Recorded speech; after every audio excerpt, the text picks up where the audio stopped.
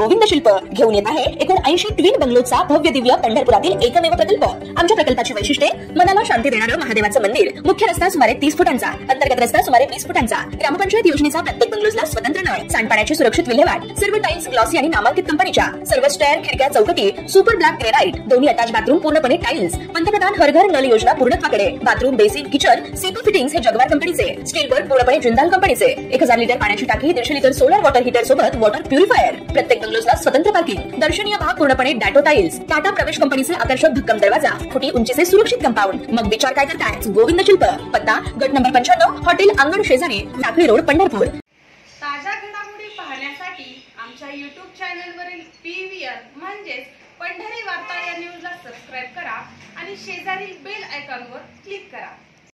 शेतकऱ्याला शेती फायद्याची व्हावी यासाठी उत्पादन खर्च कमी करून उत्पादकता वाढावी असा राज्य शासनाचा प्रयत्न आहे, असे प्रतिपादन मुख्यमंत्री देवेंद्र फडणवीस यांनी केले।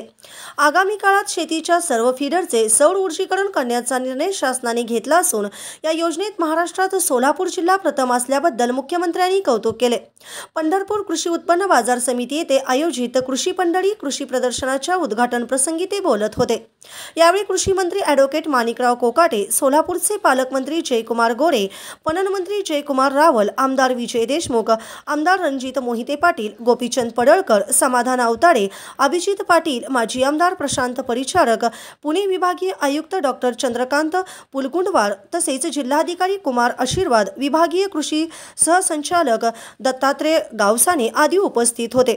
शेती चांगली आणि सुरळीत करण्यासाठी राज्य शासन प्रयत्न करीत आहे। या प्रदर्शनात सुमारे 250 स्टॉलच्या माध्यमातून शेतीतील नवनवीन तंत्रज्ञान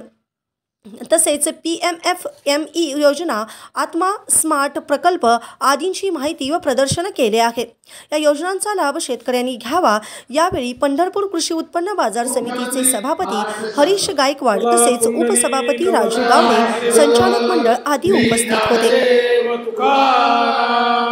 पंढरीनाथ भगवान की जय, माऊली ज्ञानेश्वर महाराज की, जगद्गुरु तुकाराम महाराज की जय। हिंदवी स्वराज्याचे सरसंस्थापक छत्रपती शिवरायांना मानाचा मुजरा करतो। भारतीय राज्यघटनेचे शिल्पकार भारतरत्न डॉक्टर बाबासाहेब आंबेडकर यांना मानवंदना अर्पित करतो। आज या कृषी प्रदर्शनाच्या उद्घाटनाच्या निमित्ताने मंचावर उपस्थित असलेले राज्याचे कृषी मंत्री माणिकरावजी कोकाटे, पणन मंत्री जयकुमारजी रावल, ज्यांनी यंदाच्या वारीचं नियोजन अतिशय उत्कृष्ट पद्धतीने केलं, ते आपले जिल्ह्याचे पालकमंत्री आणि राज्याचे ग्रामविकास मंत्री श्री जयकुमार गोरेजी, ज्यांच्या निमंत्रणावरनं या ठिकाणी आम्ही आलो, ते आमचे मित्र माजी आमदार प्रशांत परिचारक मालकजी, या ठिकाणी सभापती श्री हरीश गायकवाडजी, आमदार विजयराव देशमुखजी, आमदार समाधान अवताडेजी, आमदार गोपीचंद पडळकरजी, आमदार विक्रम पासपुतेजी, आमदार अभिजित पाटीलजी, सन्मान्य आमदार रणजित सिंह मोहिते पाटीलजी, चेतन सिंह केदार सावंत, सुधाकर मस्के, विभागीय आयुक्त चंद्रकांत पलकुंडवार, जिल्हाधिकारी कुमार आशीर्वाद, मंचावरील सर्व मान्यवर आणि या ठिकाणी उपस्थित माझ्या सर्व भगिनी आणि बंधूंनो, आज अतिशय आनंदाची गोष्ट आहे की आषाढीच्या पूर्वसंध्येला आपल्या पंढरपूरच्या कृषी उत्पन्न बाजार समितीमध्ये अतिशय सुंदर अशा प्रकारचं कृषी प्रदर्शन आयोजित करण्यात आलेलं आहे। मगाशी प्रशांत मालकांनी सांगितलं की 2015 साली मोठ्या मालकांनी ही इच्छा व्यक्त केली होती की इतक्या मोठ्या प्रमाणात वारकरी शेतकरी पंढरपूरमध्ये येत असतात, मुक्कामाच्या अनेक जागा आहेत, पण त्यातली एक जागा कृषी उत्पन्न बाजार समिती देखील आहे। आणि मग अनायसे जर आमचे शेतकरी या ठिकाणी येत असतील, आमचे वारकरी येत असतील, तर शेतीच्या क्षेत्रामध्ये जे काही नवीन तंत्रज्ञान तयार होत आहे, नवीन बाण नवीन बियाणं तयार होत आहे, कीड व्यवस्थापनाचे नवीन ज्या पद्धती तयार होत आहेत, शेतीमध्ये यांत्रिकीकरणाच्या ज्या नवीन योजना येत आहेत, अशा सगळ्या गोष्टीचं एकत्रित प्रदर्शन हे या ठिकाणी जर भरवलं तर नवीन शेतीचं तंत्रज्ञान आणि ते तंत्रज्ञान प्राप्त करून घेण्याकरता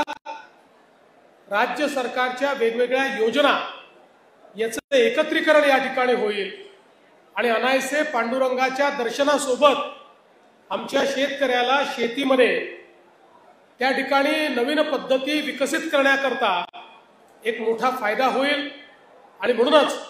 तेव्हापासून दरवर्षी अशा प्रकारचं कृषी प्रदर्शन करण्याचा निर्णय आपण घेतला आणि मला आनंद आहे की याही वर्षी अतिशय चांगल्या पद्धतीने हे कृषी प्रदर्शन या ठिकाणी होत आहे। आपण बघितलं असेल तर यामध्ये सरकारचे विविध विभाग आहेत, आमच्या ज्या काही कृषी विद्यापीठ आहेत त्यांचे देखील स्टॉल्स आहेत, विविध योजनांचे स्टॉल्स आहेत आणि त्याचसोबत वेगवेगळ्या व्यावसायिकांनी आणि शेतकऱ्यांनी जे काही प्रयोग केलेले आहेत त्यातल्या यशस्वी प्रयोगाचं देखील प्रदर्शन आपल्याला या ठिकाणी पाहायला मिळतं। आज एकात्मिक कीड व्यवस्थापनाच्या संदर्भात आर्टिफिशियल इंटेलिजन्सचा कृत्रिम बुद्धिमत्तेचा वापर हा सुरू झालेला आहे आणि त्याचंही प्रात्यक्षिक मॉडेल आपल्याला या ठिकाणी पाहायला मिळतं आणि त्यासोबत वेगवेगळ्या प्रकारच्या फलोत्पादनामध्ये ज्या काही पद्धती आलेल्या आहेत त्या पद्धती आपल्याला पाहायला मिळतात। उत्पादकता वाढवण्याच्या दृष्टीनं आज आपण पाहतोय की मोठ्या प्रमाणात सेंद्रिय खतं असतील, नैसर्गिक खतं असतील, वेगवेगळ्या प्रकारची मिश्रणं असतील, याचं एक चांगलं संशोधन तयार झालेलं आहे। त्याही संदर्भातली माहिती, ही मिश्रणं कशी तयार करायची, सेंद्रिय खत कसं तयार करायचं, याही संदर्भातली सगळी माहिती ही आपल्याला या ठिकाणी पाहायला मिळते आणि त्यासोबत माती परीक्षणापासनं तर त्या ठिकाणी कापणीपर्यंत वेगवेगळ्या पद्धतीचे जी यंत्रसामुग्री आता आलेली आहे, जे तंत्रज्ञान आलेलं आहे, त्याची ही झलक आपल्याला या प्रदर्शनीच्या माध्यमातून पाहायला मिळते। महाराष्ट्र सरकारचा प्रयत्न आहे की एकीकडे आपलं जे काही उत्पादन शुल्क आहे ते कसं कमी करता येईल आणि त्यासोबत शेतकऱ्याची उत्पादकता कशी वाढवता येईल, जेणेकरून शेतकऱ्याला शेती फायद्याची झाली पाहिजे, दोन पैसे शेतीत मिळाले पाहिजे, या दृष्टीनं महाराष्ट्राचं सरकार सातत्याने काम करत आहे।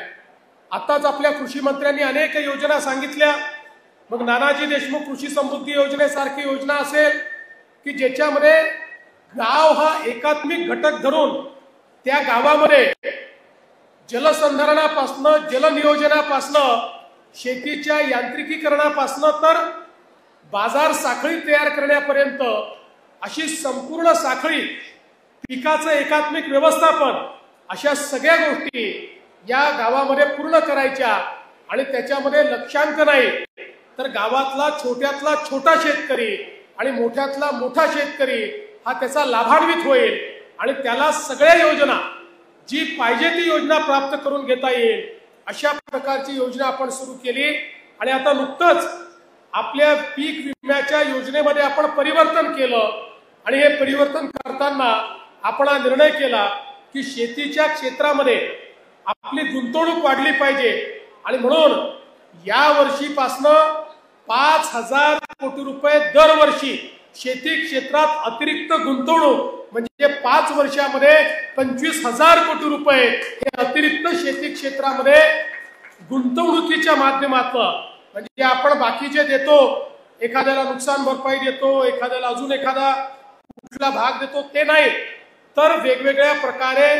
मग ड्रिपचा विषय असेल, यांत्रिकीकरणाचा विषय असेल, शेततळ्यांचा विषय असेल, पंपाचा विषय असेल, अशा वेगवेगळ्या गोष्टींवर मोठ्या प्रमाणात गुंतवणूक करण्याचा निर्णय हा आपल्या सरकारने घेतला आहे। आपल्याला कल्पना आहे मागच्या काळामध्ये आपण शेतकऱ्यांना वीज मोफत देण्याचा निर्णय केला आणि आज महाराष्ट्रातल्या 7.5 HP पर्यंतच्या कुठल्याही शेतकऱ्याकडनं आपण विजेचं बिल वसूल करत नाही। आता आपला प्रयत्न आहे की शेतकऱ्याला केवळ मोफत वीज नाही तर शेतकऱ्याला दिवसा 12 तास वीज मिळाली पाहिजे आणि ती 365 दिवस मिळाली पाहिजे आणि म्हणून संपूर्ण विजेच्या फीडरचं सोलरायझेशन करण्याचं काम आपण हाती घेतलं आहे आणि मला सोलापूर जिल्ह्याचं अभिनंदन करायचं आहे की याच्यामध्ये महाराष्ट्रामध्ये पहिल्या क्रमांकावर सोलापूर जिल्हा आहे। त्यामुळे पुढच्या वर्षी 2026च्या डिसेंबर पर्यंत मला विश्वास आहे, खरं म्हणजे पुढच्या आषाढीला जेव्हा मी येईल तोपर्यंतच 80% सोलापूरच्या शेतकऱ्यांना दिवसा 12 तासाची वीज ही मिळणं सुरू झालेलं असेल आणि डिसेंबर पर्यंत जवळजवळ सगळ्या शेतकऱ्यांना ती मिळेल अशा प्रकारचा प्रयत्न हा आपला या माध्यमातून आहे। आज आपल्याला माहिती आहे की आत्ताच रावल साहेबांनी सांगितलं मोठ्या प्रमाणात विपणनाची व्यवस्था कृषी उत्पन्न बाजार समित्यांमुळे आज आपल्याला माहिती आहे की एक हक्काचं स्थान हे आपल्या शेतकऱ्यांना मिळालं, एक मार्केट मिळालेलं आहे। अशा प्रकारे गावोगावी आपल्याला मार्केट कसं देता येईल, गावातली जी आपली सोसायटी आहे त्या सोसायटीला बहुउद्देशीय मल्टीपर्पज सोसायटीमध्ये परिवर्तित करून माननीय मोदीजींच्या आणि अमितभाईंच्या नेतृत्वाखाली 18 प्रकारचे व्यवसाय हे गावातल्या प्राथमिक सोसायटीला देण्याचा निर्णय आपण केलेला आहे आणि त्या माध्यमातून ही सोसायटी व्यावसायिक तर होईलच पण ही मार्केटमध्ये आणि शेतकऱ्यांमध्ये लिंकेजचं काम करेल। स्टोरेज असेल, कोल्ड स्टोरेज असेल, अशा सगळ्या गोष्टी त्या ठिकाणी तयार करून आणि मोठ्या प्रमाणात शेतकऱ्यांना कशा प्रकारे योग्य भावातच त्यांचा माल विकला गेला पाहिजे अशा पद्धतीची व्यवस्था या माध्यमातून करण्याचा आपला प्रयत्न आहे। आज मला अतिशय आनंद आहे की आपला सोलापूर जिल्हा आणि या पंढरपूर तालुका हे एक प्रकारे फलोत्पादनाचे केंद्र झालेले आहे। या ठिकाणी आपल्याला केळी असतील, डाळिंब असतील, बेदाणे असतील, ऍपल बेर असतील, वेगवेगळ्या प्रकारे आज आपण पाहू शकतो की इतक्या मोठ्या प्रमाणात ड्रॅगन फ्रूट असेल, सगळ्या प्रकारचे चांगले फळं त्याची निर्मिती, उत्तम क्वालिटीची निर्मिती, एक्सपोर्ट क्वालिटीची निर्मिती या ठिकाणी होते आणि म्हणून मला विश्वास आहे की ज्या ठिकाणी कर्तृत्ववान अशा प्रकारचे शेतकरी आहेत त्या ठिकाणी त्यांच्या कर्तृत्वाला साजेशी ही आमची पंढरपूरची कृषी उत्पन्न बाजार समिती देखील आहे जी महाराष्ट्रामधली एक अतिशय चांगली आणि अग्रणी अशा प्रकारची बाजार समिती आहे